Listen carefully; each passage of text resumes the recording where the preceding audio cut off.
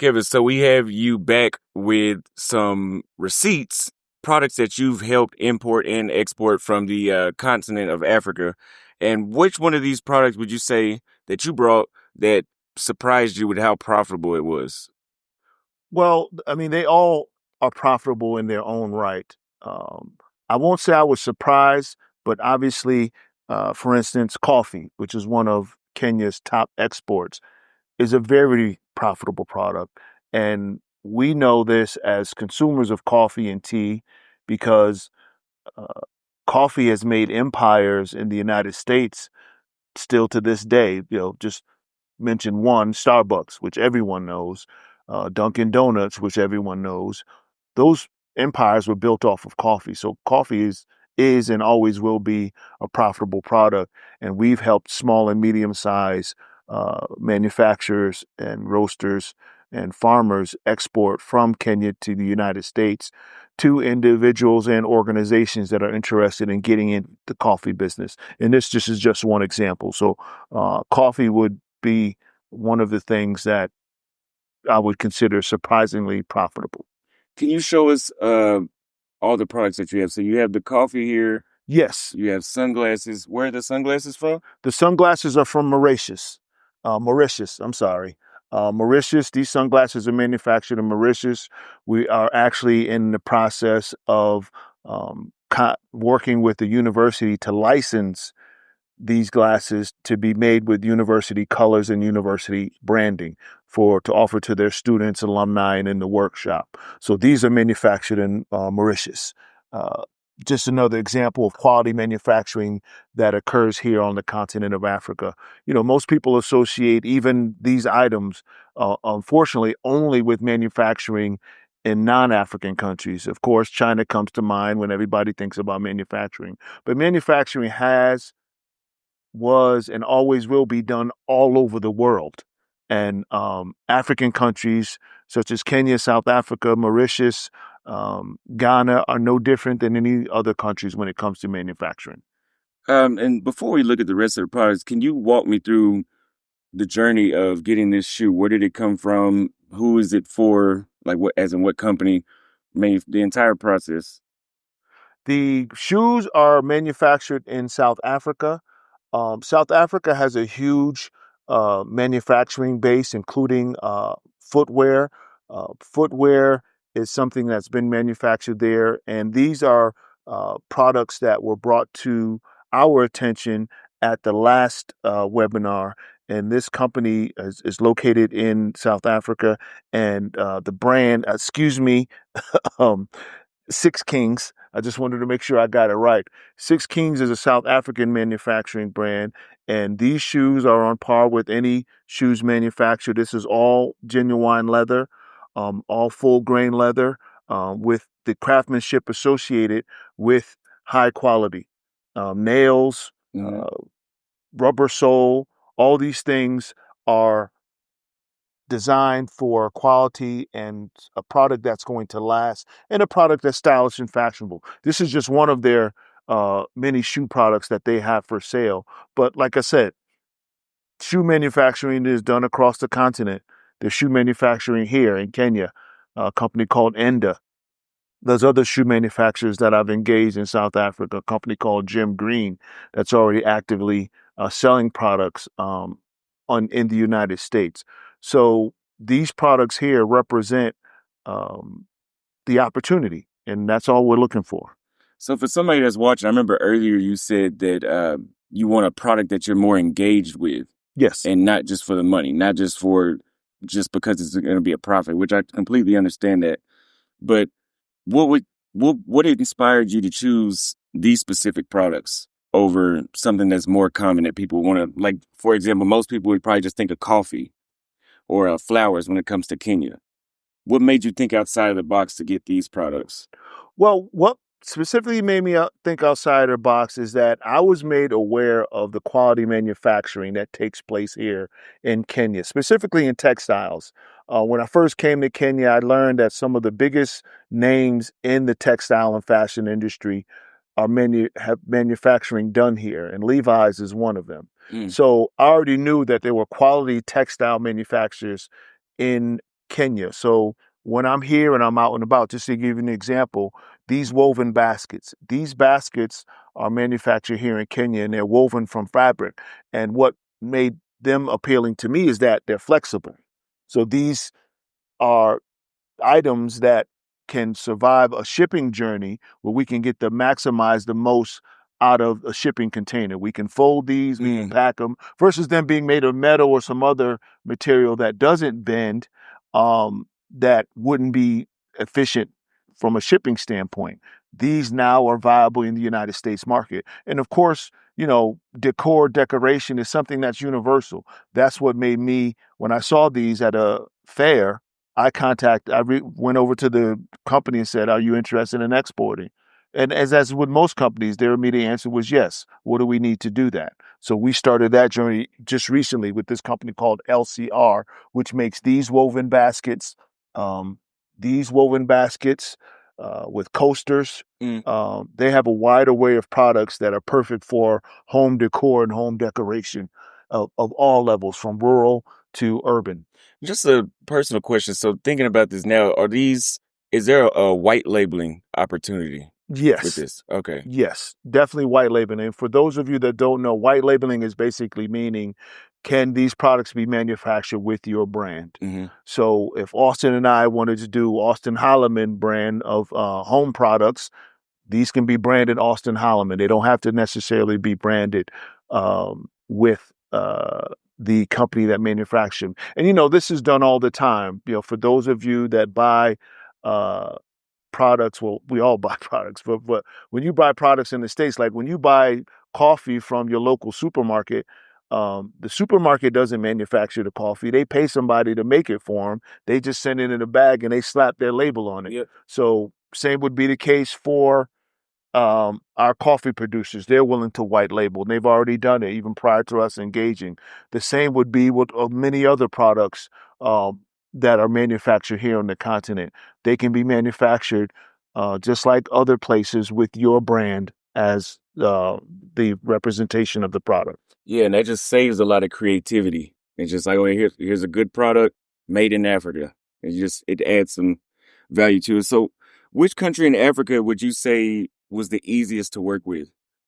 Well, obviously, since we're based here in Kenya, Kenya has obviously been the easiest to work with because we have immediate access. But we as a company, when I say we, Morrison Group, our company, we also travel to South Africa.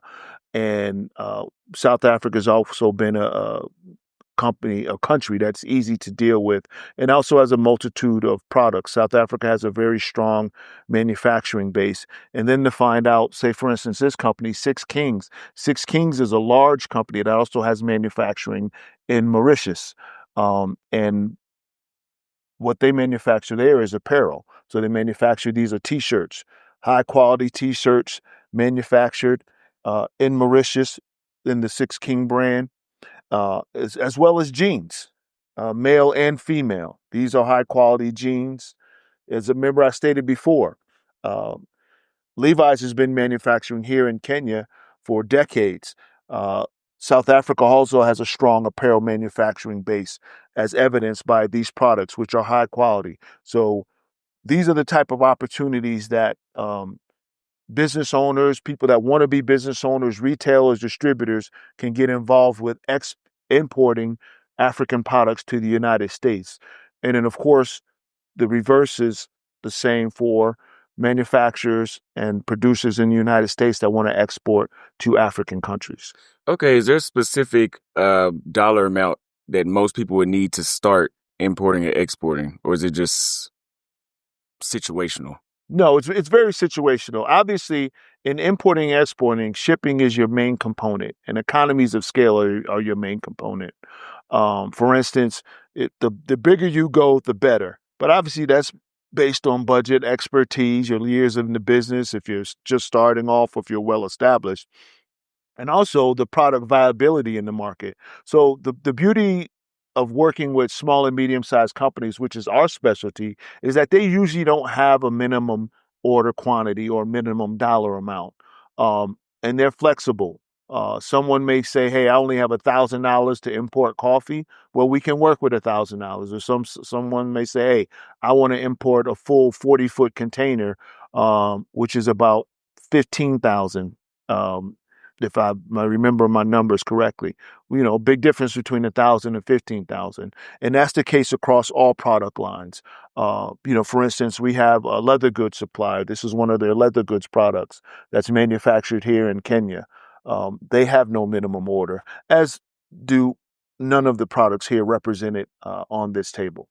So which one was the most successful out of everything you would say that you brought today? Well, the most successful easily would be coffee. Okay.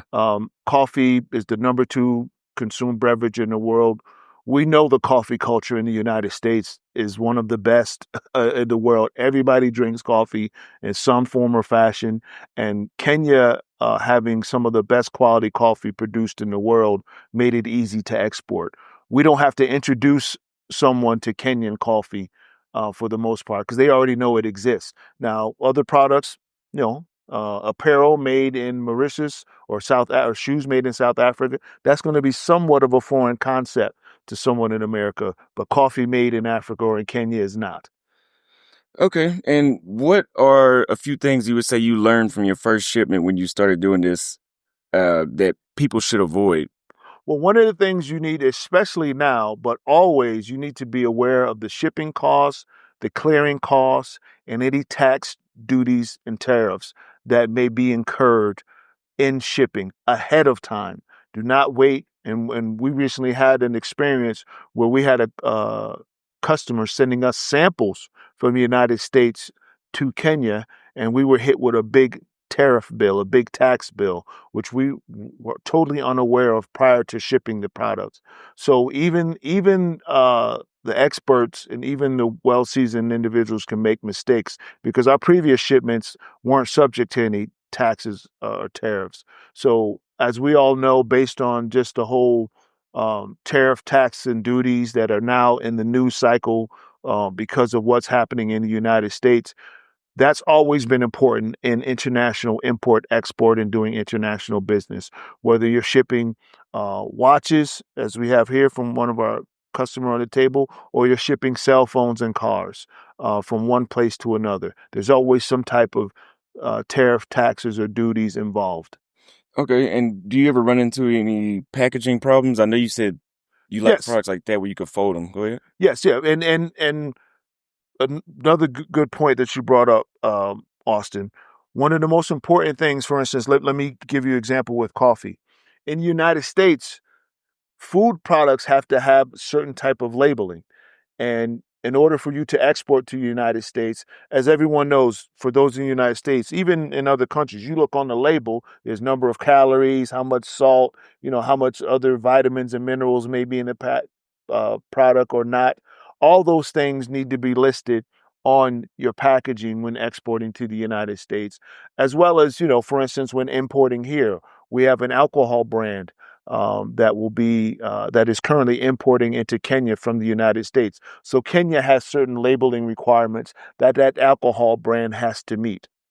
Okay. And what's the biggest myth about African products and the global market that you could debunk right now with these items? Well, I think the biggest myth is that there's no high quality and sophisticated manufacturing going on here. Like I said, in America, when you think of manufacturing, it's either United States, Europe, China, and probably nobody else after that.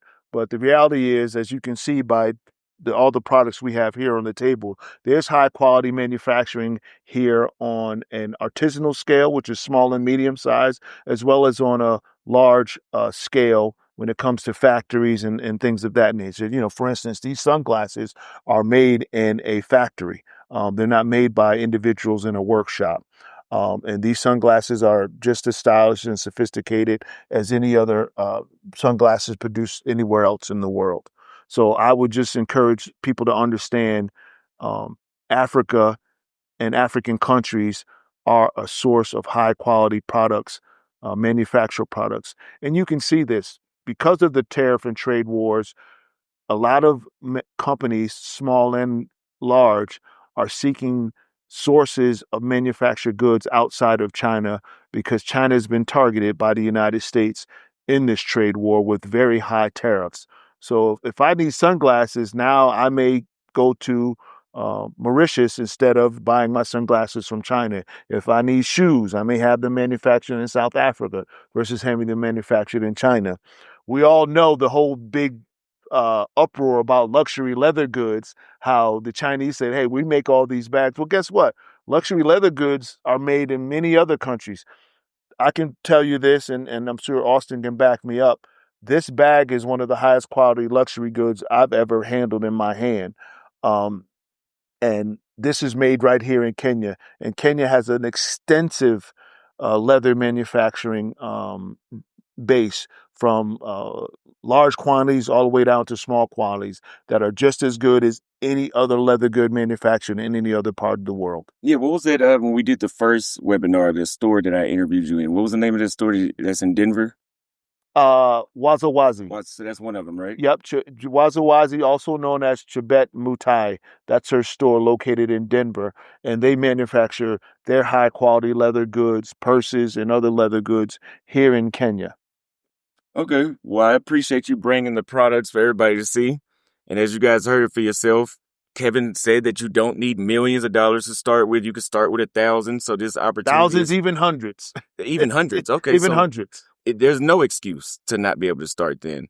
So all you need is a strategy, you need guidance, and you just need Kevin to tell you exactly what to do along the way. And that's what we'll do in this webinar, get you through the legal headaches, find your products, shipping, everything that you need to know. May 28th, 10 a.m. Central Standard Time, we'll break everything down on how to source the products, navigating. Click the link in the first pinned comment in the description, buy the ticket, register for the webinar. I'll see you there.